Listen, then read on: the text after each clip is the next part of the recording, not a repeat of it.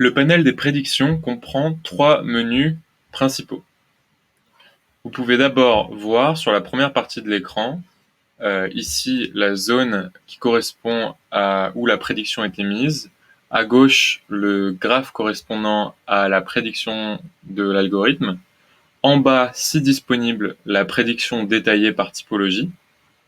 Vous pouvez voir sur le menu de gauche que vous avez le choix de l'actif, appartement ou maison. Si vous cliquez sur maison, si les données sont suffisantes, vous allez voir ces données de prédiction pour les maisons.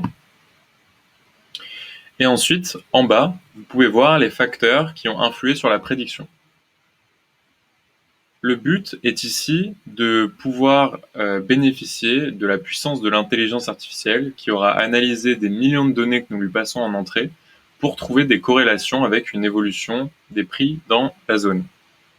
Donc par exemple ici, vous pouvez voir qu'il y a tous les facteurs qui influent sur la prédiction à la hausse qui sont reclassés par sous-catégorie. Donc par exemple, si on clique sur socio-démographique, on peut voir ici les facteurs qui ont amené la prédiction, l'intelligence artificielle, à faire une prédiction à la hausse.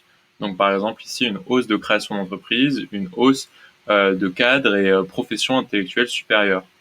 On peut pareillement cliquer sur d'autres catégories pour voir ce qui a retenu l'attention dans cette zone de l'intelligence artificielle.